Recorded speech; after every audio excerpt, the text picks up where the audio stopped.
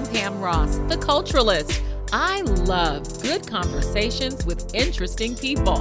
In this podcast, we use the art of conversation to explore what's happening in culture. Thanks for joining us.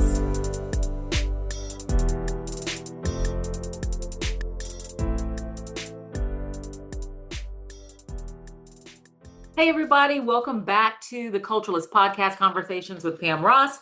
This is what we call a SOAR session. This is when I get to give you strategies, opportunity, advice, and resources. And I'm really so excited about a particular resource that we've been working on here at Inspire Training and Consulting. Now, you may recall, if you follow us on social media, you may recall that we did a series of roundtable discussions with executives and second chair leaders because we were preparing to release LeadWell, which is our collection of resources that help leaders do exactly that, lead well and lead while staying well. And one of the most, I'll say, the piece of data with the greatest volume that we kept encountering again and again, I'm going to call it the number one frustration, was about clarity, where people, executive leaders, second chair leaders, were feeling like they just didn't get the clarity they needed in order to give what they have to give to the vision. Now, if you're like me, you've heard a lot of things about delegation, people that you can delegate to, people that you can't. I remember hearing a super smart guy. This is a super smart guy. He's a lead pastor today. And we used to work together on the same staff. And he did a talk for us and where he asked a question, are you a bouncy ball or are you an arrow? This is a smart guy. And he said, if I shoot an arrow, it's going to go, it's going to hit the target, it's going to accomplish. If I throw a bouncy ball, it's going to hit the wall and bounce back to me. And what he was attempting to do is get the staff to take responsibility, to take what we needed to take, the information, the charge, and to accomplish the goal and not to keep coming back. It is frustrating for a leader when you delegate something to someone and they keep coming back to you. However, from the perspective of the person receiving the information, if they don't have clarity, they're going to have to come back. And it may not necessarily always be because they are the bouncing ball. It could simply be that they don't have the clarity. And so in these conversations, in these roundtables, what I began to highlight, categorize their frustrations, and I've identified 5 of the biggest mistakes that we as visionaries, whether you are a CEO or a senior pastor, these are the 5 mistakes we consistently make, the biggest ones when it comes to delegating. So I want to talk very quickly through that. I'm checking the time, so I'll make sure this is a brief one. And if this resonated with you, we have a discussion guide available for our Patreon supporters in the LeadWell collection. And you can just go in there and download this and have this same conversation with your team to make sure that handoffs are being made are clean and that no batons are being dropped, because your vision is worth carrying well. All right, so let's get started. The first one, the biggest one, is that we're delegating tasks instead of outcomes.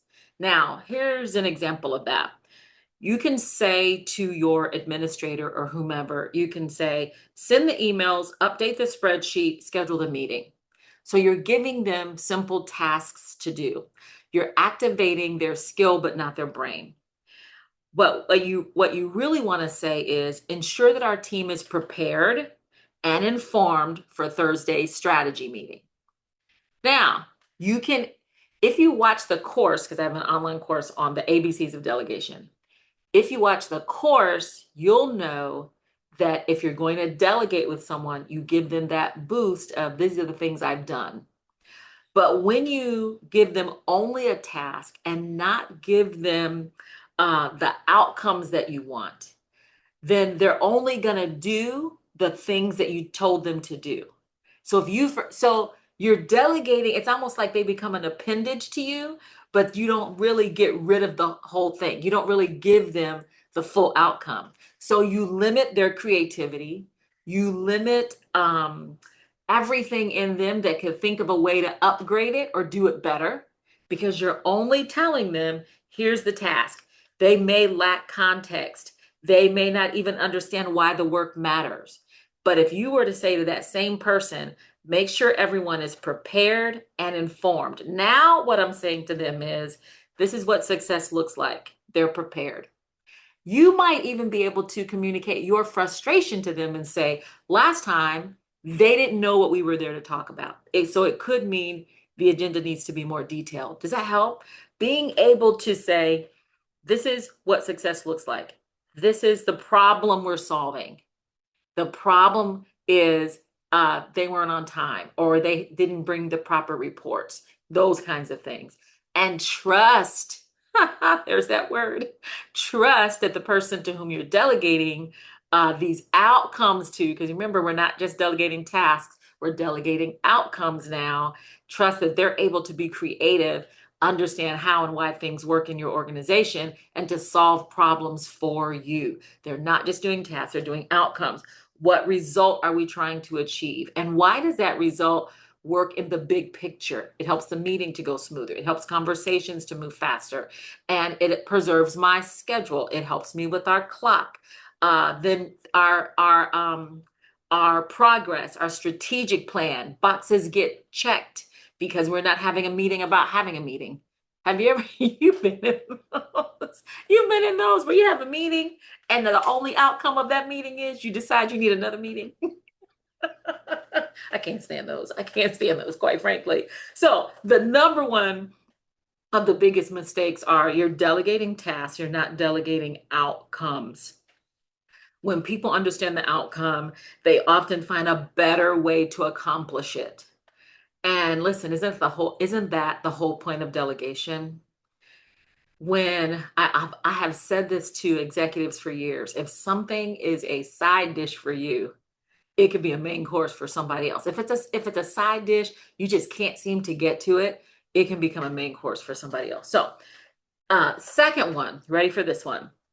You delegate without authority. Delegating without authority. In the ABCs of delegation, how to give authority is really well spelled out. But what I want to do with this particular podcast, this SOAR session, is to reiterate one thing and give you something new. Here's our reiteration. Nothing frustrates someone more than being given responsibility without authority. Responsibility minus authority equals frustration. Let's take it as I'm a math girl, so let's take it as a math equation. Leaders sometimes assign work, but they keep the decision-making power tight. I once worked within an organization, and they had a person who was supposed to be their director of finance, and she had a decision-making authority that was exactly $300 for a mega organization. I always say, directors are deciders, right? So don't delegate without authority. If you are not willing to release authority, the problem is you're not ready to delegate. You don't really want to give people what they need to get things done. And you have to examine yourself and say, why is it that I have a hard time giving someone else authority? That their name, I don't want their name to carry any weight. I want my name to be the heaviest name in the building, but their name can't carry any weight. That's extremely dangerous thinking for us as leaders. You create bottlenecks, you create communication delays, everything becomes very subtle. It becomes a cultural issue where everyone in the room waits for the leader to get here because if they don't say it, then it's not really been said, if it doesn't really mean anything until it comes from the head honcho. So if that's what's happening in your organization, I'm so sad to say it's not that anybody's a bouncy ball. It's that you are not delegating well. You're giving them responsibility, but you're not giving them authority.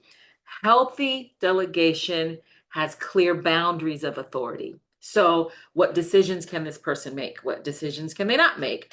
When should they consult with you? Like, what are their limits, And then What requires final approval? Give them everything you need. But if it's something going public, hey, I want to see it first, right? And that's how people are developed. When leaders define boundaries up front, then people are able to go faster. They gain their confidence. They stretch their muscles. They build their muscles. So number two is biggest mistake is they're delegating without authority. I heard that so many times in these roundtables. Let's fix it. Let's do better, right?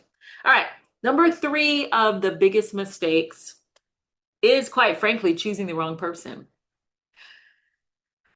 Choosing choosing the wrong person. Sometimes leaders can delegate whoever is available rather than whomever is capable. I will say this, availability does not equal capability.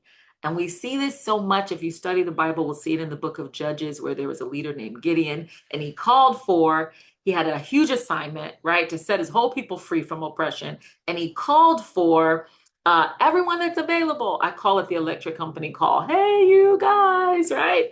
He called for everybody in the neighborhood to please come.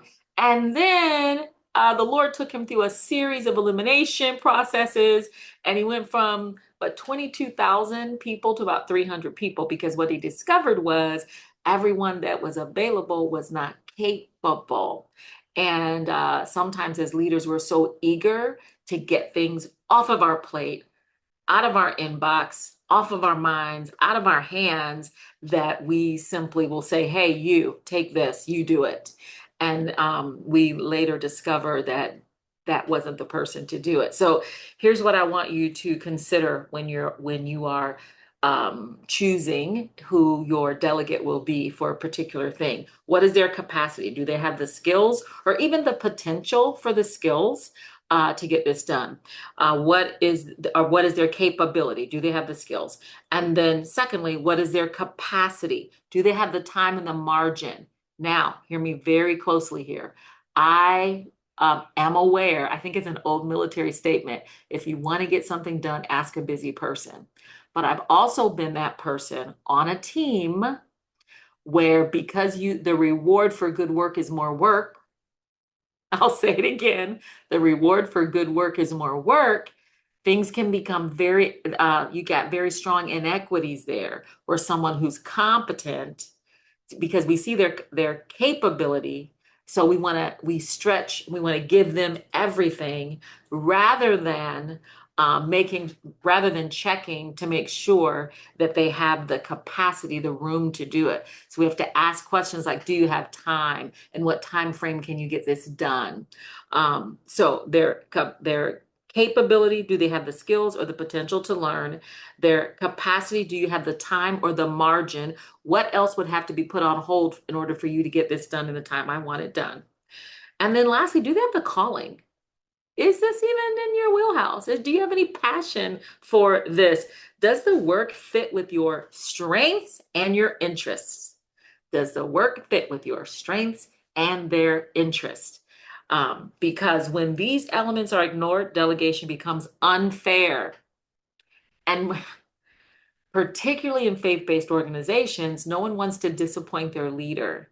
And so you'll see the person that has an equitable salary doing a lot less work than someone who has a salary, the same salary, they're doing so much more work. And when I ask about this as a consultant, when I say, well, who's this guy? Why does he have so much more to do? Well, he can handle it. Yeah, but is that right? Just because they can do it doesn't mean they should do it. Is that right? And if you're listening to this and you are that person that all the balls seem to be thrown to you because you have the ability to catch them, what are you giving up? What are you sacrificing beyond what God has called you to do in order to get these things done? So strategic leaders don't just delegate work, they place people where they can win. I want to pause right here and tell y'all a hilarious story.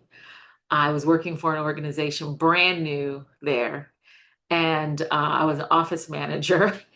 And I'm laughing already, not at being an office manager. It was a great job, but So the leader wanted the lobby to have these big letters, right? These letters had to be maybe 2 feet high because it was a huge, huge lobby, and the letters had to say above the doors of different things. So there was a big bookstore one, a cafe one, and two that said, I think, auditorium. And so here I am, the office manager, brand new there. And the secretary to the CEO comes out and says, Hey, we would like for you to order these letters in gold, paint them, spray paint them silver, and then take a paper like rough paper, and you're going to rub the some of the silver off and give it kind of an antique look. And then you're going to have work with the maintenance team to have these letters placed above cafe and bookstore. And so she's telling me this, and I'm looking at her like, are you kidding me? I literally thought it was a joke. I thought it was a joke because I was this is something that should have been delegated to the building team. Why is it being delegated to the office manager? It had nothing to do with systems, calendars, schedules, delegation of tasks. It had nothing to do with that. And I just said, are you serious? And she's like, yeah, we want you to do it. Well, God used it. And it's a whole nother story how God used it. But that's a classic case of, yeah, that person looks available. Like they could do it. Tell her to do it. And I said, where's arts and crafts on my resume? How did I end up doing this? But I did it. I took it as a test of humility. I did it. I can't tell you how, like, you would walk into the office manager is not at her desk. She's upstairs in a private, unused room with a can of spray paint, spray painting letters. It did a lot but I will say, here's the danger of it. Even though God used it for me personally, the danger of that is it disconnected my heart from the organization. I felt like they don't know me and they don't want to know me. So think about this. If you're delegating someone, piling stuff on someone, and it has nothing to do with their calling, what you're communicating to them is, I don't care what you're called to do. I'm not interested in how God made you or what your passions are or what you even find interesting. I need something done. You're breathing, get it done. And so it disconnected. It took a minute for me to reconnect. It communicated that to me. So let's be aware. Let's go to number 4. Number 4 is, and this is one I heard very often, is disappearing after the handoff. This is the opposite of delegating without authority. But so disappearing without the handoff is when you just give it to somebody. I gave it to you, so it's your problem now. Now, this happens a lot when you have someone in the office that is not a people person and they need someone to handle a people issue. They'll give it to you, take a deep breath, and they never check on you anymore. They don't check on you. So healthy delegation includes follow-up. It has to include support. You've got to have some type of check-ins. And in the course, the ABCs of delegation, the C stands for check, cheer, and correct. Yeah. So you've got to be able to have that. So consider setting something like a quick mid project check-in. Set a milestone. Set some milestones like get this done and get this done and get back to me. Let me know how you're doing. And then even consider a final evaluation so that you will know what did the person learn as they were getting this done. But over and over in these roundtables, we heard people say the phrases like dumped on, they just dumped this on me and walk away. Um, um, no, felt unsupported, no backup. That was also a biggie. No backup.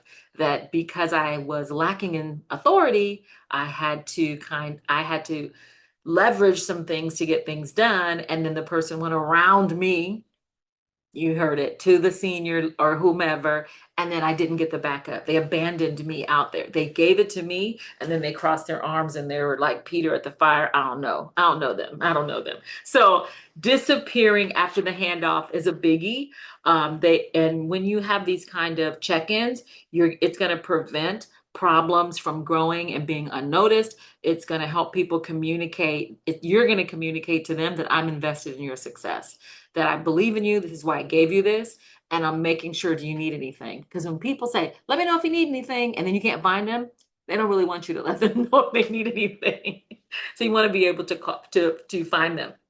And then let's wrap it up with number 5, correcting instead of coaching. Correcting instead of coaching. Um, yeah, that was kind of a big one where folks felt like I don't hear from them. Remember, number 4 was they disappear. I don't hear from them unless I do something wrong. So I don't get, I don't get the support, the feedback, the investment. No one's pouring into me, that kind of thing.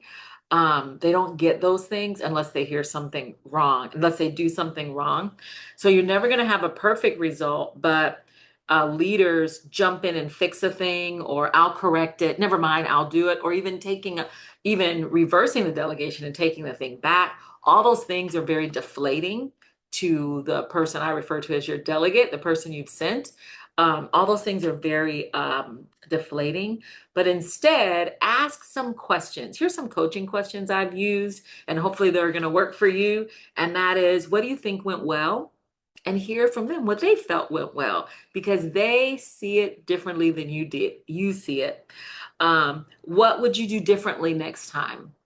And this is what I love, because most people are harder on themselves than you are on them. As their director, their boss, whomever you are, their team leader, they are actually harder on themselves than you would be. So to ask them, hey, what would you do differently this time? You're going to hear the wisdom that they got. Remember, wisdom is the paycheck of pain. So whatever pain they endured, whatever frustration, whatever failure, they should walk away with that, from that, with wisdom. And if not, here's an opportunity for you to coach them into that leadership mental habit to say, hey, things didn't go exactly as I wanted, but I did learn A, B, C, D, right? So now it becomes a valuable thing. What support would help you improve? And when you have these kinds of conversations, what it does is it shifts the conversation from criticism to growth. I used to use a phrase when I worked on various teams and say, we don't have time to play pin the tail on the donkey. This isn't about whose neck is on the chopping block. Do we have personal accountability? Yes. Do we have ownership and responsibility? Yes. But we identify, we have accountability for the purpose of coaching. We have responsibility for the purpose of communication. Who's responsible for that? But we're not looking to who gets punished. This is not about who gets punished. Nobody's neck. Whose neck is on the chopping block? Nobody's neck is on the chopping block. Who gets to grow? Who's got a learning experience? And quite honestly, if you are running an organization, leading a team where failure is not an option, never acceptable, get it right or go, like those kinds of things, you're really going to frighten people out of their genius. Fear makes you stupid. So you're going to, the more afraid they are, the tighter they're going to think. They're going to try to be you and not themselves. So they're automatically going to fail right there. So, my suggestion is, rather than jump in and correct, coach them into self-correction, lean in and say, then, hey, well, this is what I think went well, once you hear from them. And this is what I think you could do differently. And I will be sure and give you the support you need from me, and maybe even encourage support from others. How can you ask for it? Having these types of coaching moments, and it doesn't take as much time as you think, y'all. Having these kinds of coaching moments builds a culture in your organization where we are an organization of leaders. And as I always say, always, leadership is a two-sided coin. It's getting things done, and it's developing people. And so real delegation does that. It gets things done. It allows you as the visionary, as whomever, you as the person in charge, you as the team leader, to get more things done. And it should, when we do it right, it should develop other people. So once again, let me get my notes together. Here's our five. According to what we heard in these roundtables, delegating tasks instead of outcomes, big mistake. Delegating without authority, big mistake. Choosing the wrong person, it ain't me you want. Big mistake. And disappearing after the handoff, where did they go? Big mistake. And then lastly, correcting without coaching. To you know everything you did wrong, but you have no idea how to get it right. Big mistake. So hey, listen, if this resonated with you, I want to invite you to go over to Patreon and download that discussion guide, get that discussion guide, and go over these with your team. And with that guide gives you opportunity to ask your team some questions and gives you an opportunity to develop language and practices that are going to make delegation a lot easier in your organization. Hey, if this subject matter piqued your interest, if it's something that's going to help you be a better leader, I want to invite you to join me for a live webinar on Thursday, Thursday, April 30th. You can go to pamross.com/delegate and you can get all the details. Registration is required and you can get your questions answered and maybe join this conversation. Have you made any of these five mistakes? How are you fixing them? And how are you going to get the rest of your team to fix them? Once again, go to pamross.com/delegate and join the conversation on April 30th. Blessings.